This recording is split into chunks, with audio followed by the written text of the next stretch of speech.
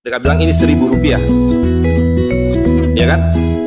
Tapi makin lama di dalam sisi riba, Rp1.000 yang dulu bisa dipakai untuk membeli 50 kg emas pada tahun 46 ketika pertama kali diberikan rupiah, hari ini diberikan tukang parkir pun tidak mau. Maka mereka ganti gambarnya dengan Soekarno-Hatta, tolnya ditambah 2 jadi 100.000. Yang 99.000 dari mana? Ya kan? 99.000 dari mana? Dan kalau ini kita belah 2, dibelah 4, mau saya kasih 4 mahasiswa. Kemana samannya tadi itu nilainya? Ya, ini seperti sihirnya Fir'aun yang menjadikan tali sebagai ular. Nah, orang Amerika bilang, pedagang Amerika, saya juga punya kertas sendiri namanya greenback, tapi kertas saya punya 10.000 kali lipat dari kertas saudara. Jadi kalau bapak ibu sekalian adik-adik pergi ke Washington sana, ke New York, bawa uang 100.000, belum tentu mahasiswa punya uang 100.000 kan? Harus bekerja 2 hari untuk mendapatkan uang 100.000. Pergi ke Washington, saya mau beli Coca-Cola 1 botol. Apa mereka bilang? Apa mereka bilang? Ini kertas funny, this is funny paper, gak laku. Tapi siapapun datang ke Ternate dengan $100, you punya tengkeh, berikan pada saya mau beli, you punya Coca-Cola, tapi saya minta 1 truk. Apa yang kita lakukan? Kita berikan Coca-Cola 1 truk, karena mereka bilang, mereka bisa yakinkan kita selembar kertas mereka 10.000 kali lipat dari tempat kertas kita. Dan mereka bilang, kita punya kertas tidak laku, mereka punya kertas laku di seluruh dunia. Betul nggak? Dengan cara itulah seluruh cengkeh Ternate habis, pala Ternate habis, seluruh kekayaan Ternate habis, hanya diganti dengan byte komputer. Dengan cara itulah kemiskinan dan pemiskinan dilakukan oleh para bankir. Jadi banking is crime and bankers are the criminal. Dengan sihir ini, ya. Nah, dan ini baru satu fase. Saya minta satu tahap lagi untuk menjelaskan dengan uang kertas yang sudah merupakan kezoliman ini, ya, itu menjadi berlipat ganda zolimnya melalui banking system, di mana ini digelembungkan. Kalau tidak ada bank, kalau saya punya uang 100.000 dipinjam oleh Ustaz Nur, maka uang saya habis. Saya akan memiliki kembali kalau dikembalikan. Tapi dengan banking system, kalau uang ini saya hutangkan, dia beranak pinak 20 kali lipat. Uang 100 miliar kalau ditaruh di bank, maka bank detik itu mencatatkan dalam bukunya 100 miliar. Betul nggak? Dan itu dilegalisir oleh pemerintah, bahwa you boleh mengakui itu sebagai milikmu. Dan bagi bank, uang titipan ini liability, maka dia harus sewakan, dia harus pinjamkan dengan bunga kepada orang yang mau beli rumah tidak bisa beli rumah, mau beli mobil tidak bisa beli mobil. Jangan khawatir, saya beri kredit, tapi harus tahan 10% untuk cadangan, ya kan? Dan semua orang dibikin miskin. Misi pokok bank adalah membuat semua orang miskin, supaya tidak mampu membeli apapun kecuali berhutang melalui bank. Maka ketika 100.000 miliar ini diterima bank, maka dia bisa memutar itu 20 kali dengan bunga katakanlah 10%. Maka dia akan mendapatkan dari bunganya saja 180 miliar. Jadi kalau bank bilang saya ngasih bunga hanya 10%, dia akan dapatkan 200%. Dan dari pokoknya yang dia putar itu, maka dia akan dapatkan 20 kali 90 miliar. Coba lihat, maka terciptalah uang 1,9 triliun, hampir 2.000 triliun. Padahal uangnya berapa tadi? 200 miliar. Yang 1,8 triliun dari mana? Angin, sihir, tidak ada. Itu sebabnya setiap bank dijaga oleh satpam, supaya mengesankan bahwa di bank ada uang. Tidak ada uang di bank. Itu kenapa setiap pegawai bank pakai jas, pakai dasi, supaya orang yakin bahwa uangnya dijaga dan baik, karena di situ tidak ada uang. Dan itu sepenuhnya pengelabuan. Jadi bank itu adalah arisan berantai. Kalau kita datang mengambil uang, tapi orang bisa bilang, tapi kalau saya ngambil uang di bank kok ada? Uang siapa yang diberikan? Uang Anda sudah nggak ada. Jadi orang percaya bahwa bank adalah tempat yang paling aman menyimpan uang. Bank adalah tempat paling tidak aman menyimpan uang. Belum Anda keluar dari pintu bank, uang Anda sudah nggak ada. Pembuktiannya gampang. Datang pada hari yang sama, minta saya mau ambil uang saya hari ini. Potong telinga saya kalau dapat uang, kecuali 10% dari nasabah. Bisa dipahami? Ya, uangnya tidak ada. Gitu. Nah, tapi yang perlu dipahami adalah akibatnya. Kalau kita tadi punya uang 100.000, di sini ada satu handphone, maka berapa harga handphone ini? Ceteris paribus sekarang kata ekonom. Maka harga handphone ini ada 100.000, ya kan? Tapi ketika ini digelembungkan menjadi 2 juta, sementara sumber daya alamnya tetap, berapa harga handphone ini? Menjadi 2 juta. Dan itu mereka bilang inflasi. Jadi inflasi adalah kebohongan. Lihat ya, dulu ketika Republik Indonesia didirikan, uang yang pertama dicetak adalah 1 sen, paling besar 100 rupiah, 600 rupiah. Uang 1000 pernah didesain tapi tidak dicetak karena terlalu besar. Karena dengan 1000 Anda sudah dapat beli emas setengah kilo. Pada waktu itu 1 gram emas hanya 2 rupiah. Dan mereka berjanji, jangan khawatir, setiap rupiah saya jamin dengan 1,5 gram emas. Sampai sekarang itu berlaku Undang-Undang tahun 46. Nah tapi lihat, karena uang kertas itu sihir, dicetak makin banyak, nilainya merosot. Bebeknya mah tetap, cengkehnya tetap, palanya tetap, tapi nilai uangnya yang merosot. Maka mulai tahun 52, ini pertama kali, by the way, ini Bank Indonesia baru muncul tahun 52. Bank Sentral Republik Indonesia itu bukan Bank Indonesia, dulu namanya BNI 46. Tapi Belanda tidak mau. You mau merdeka, you mesti nurut saya. Hentikan BNI 46, ganti dengan bank saya, The Chapters Bank, jadi Bank Indonesia. Dan hentikan uang Republik Indonesia, ganti dengan uang saya, Gildas, yang kemudian berubah menjadi uang Bank Indonesia. Oke? Nah, begitu muncul tahun 52, rupiah sudah mulai tidak laku. Dibikinlah uang 1.000 rupiah. Ringkas cerita, tahun 57, uang 1.000 sudah mulai tidak laku. Dibuatlah 2.500 rupiah. Dibuatlah uang 5.000, pertama kali muncul 64, uang 10.000 rupiah.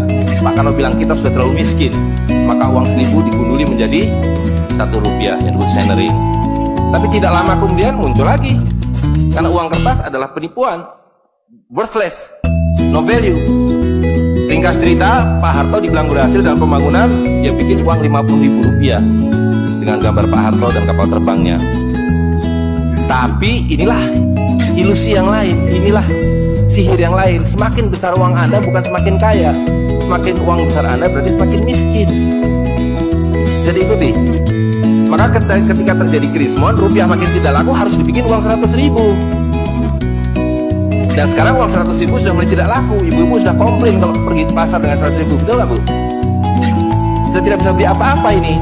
Maka mereka dua pilihannya. Pilihan pertama adalah mereka akan mencetak uang 200.000, 500.000. Tapi tidak mungkin, komputer sudah nggak bisa menghitung, kalkulator nggak bisa menghitung, hang, terlalu banyak nolnya. Pilihan kedua adalah digunduli nolnya, redenominasi. Jadi redenominasi itu bukan untuk mengatasi inflasi, tapi untuk menutupi inflasi. Jadi itu adalah pengelabuan di atas pengelabuan di atas pengelabuan di atas pengelabuan. Gitu, ya. Jadi secara real, uang 100.000 ini dulu ketika Pak Harto masih berkuasa menjelang jatuh itu, kalau dibelikan telur dapat 50 kilo. Masih ada yang ingat gak Bu? Kali ibu-ibu ingat pasti. 1 kilo telur harganya 2.000 rupiah. Begitu Pak Harto jatuh, dibilang ini gara-gara krismon, uangnya sama, walaupun ini belum ada waktu itu, karena ini masih 50.000 aja udah besar waktu itu. Uang yang sama dengan telur yang sama, tiba-tiba dibawa ke pasar, saya mau beli telur. Bu, hari ini tidak dapat 50 kilo lagi, hari ini cuma dapat 13 kilo. Karena daya belinya telur sekarang 7.500. Dan hari ini kalau di pasar Ternate berapa Bu harga telur sekilo? Hari ini di Jakarta 20.000. Dan telurnya sama, 1 kilo itu isinya 16 butir, 17 butir, 18 butir, uangnya sama. Tapi hari ini kalau dibelikan telur hanya dapat 5 kilo. Kemana yang 45 kilo? Itu yang mereka rampok. Itu yang mereka rampok dengan melalui apa yang mereka sebut inflasi. Tapi sebenarnya dengan cara penggelembungan uang kertas yang terus-menerus di delay. Nah, satu lagi Pak ya, saya minta ini karena ini penting sekali. Ini penting sekali. Nah, sistem zalim ini kemudian difikskan dalam satu sistem politik yang disebut nation state pada level global, karena judulnya kan globalisasi uang. Jadi negara bangsa itu diciptakan oleh para bankir pada abad ke-20. Jadi waktu Indonesia merdeka, Singapura merdeka, Malaysia merdeka, Afrika merdeka, itu bukan kemerdekaan spontan, tapi didesain.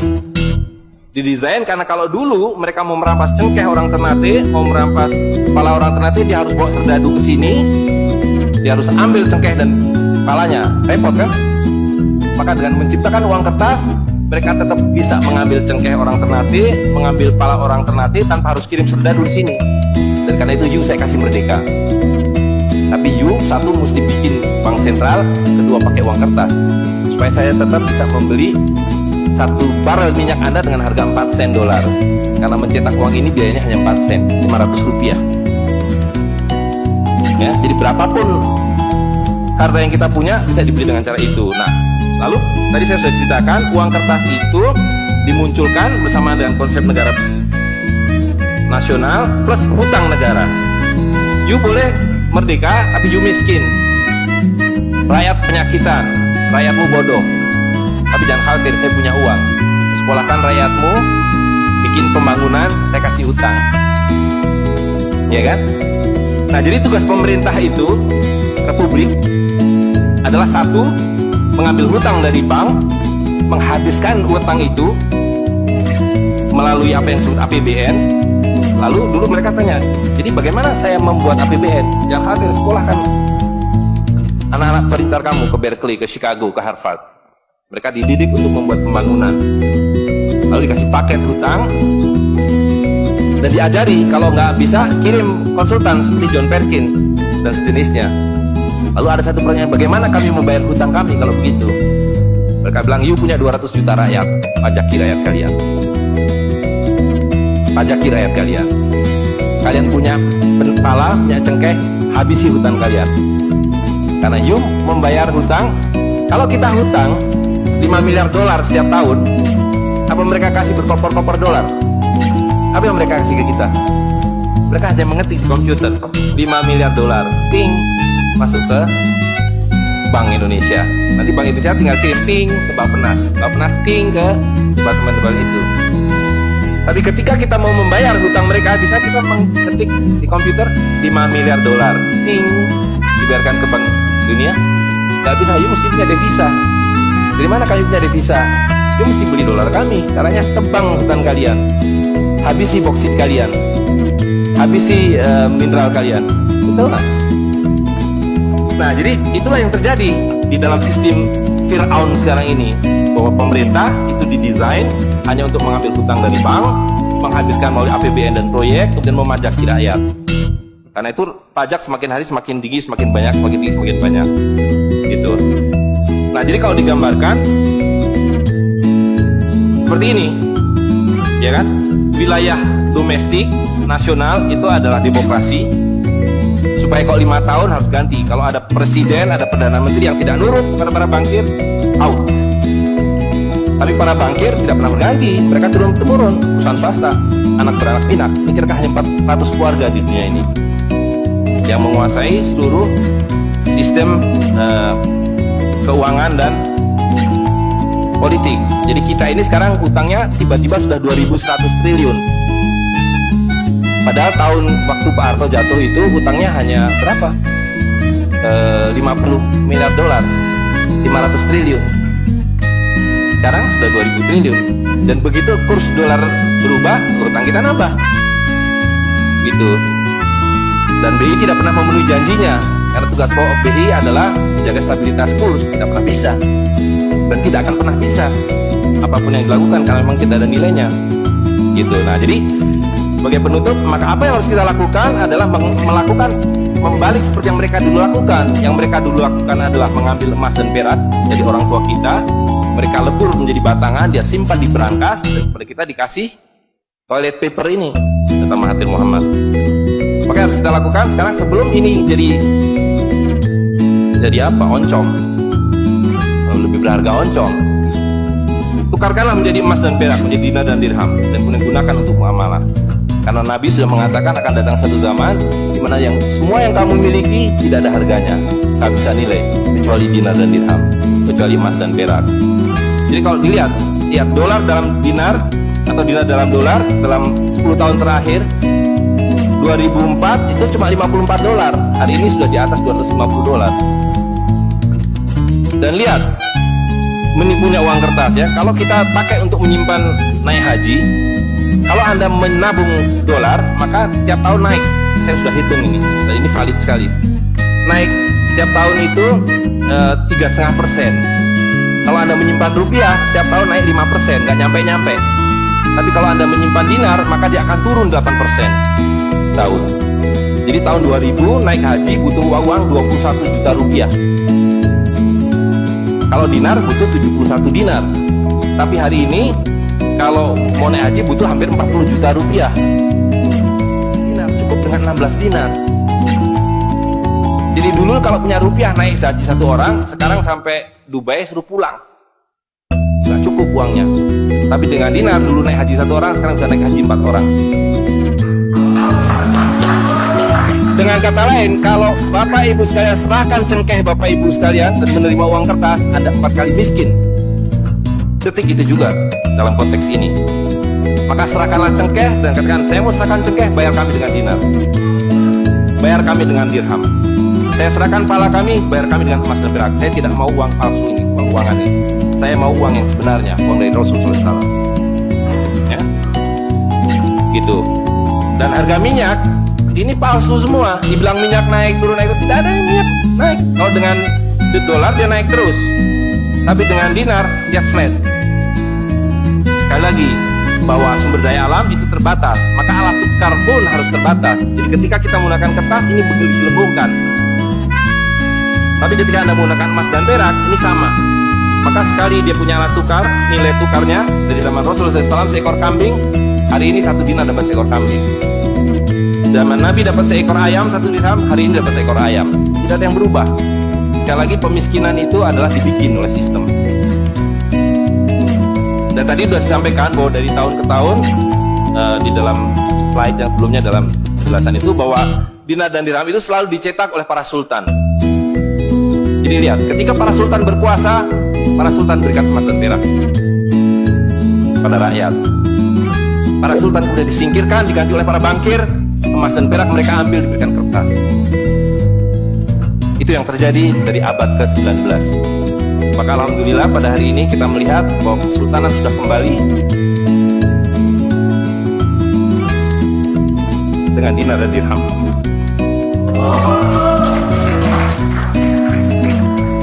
Dan ini adalah awal berakhirnya sistem riba. Ini adalah awal dari janji Allah SWT, yamhaqu riba wa yurbi shadaqatan. Aku suburkan sedekah dan aku hancurkan riba. Kehancuran riba ditandai dengan seperti apa yang dikatakan Nabi, kehancuran mata uang kertas. Suka atau tidak suka, terima atau tidak terima, ini adalah awal kehancuran. Dan karena itu yang harus kita lakukan adalah supaya kita tidak ikut hancur di dalamnya, kita song-song kembalinya dinar dan dirham. Dan itu berarti kembalinya sultania. Dan Ternate adalah awal dari kembalinya dinar dan dirham dan sultania, bersama dengan Kesultanan Cirebon, bersama dengan Kesultanan di Sulu. Jadi sekarang sudah ada ketiga sultan yang mencetak kembali dinar dan dirham.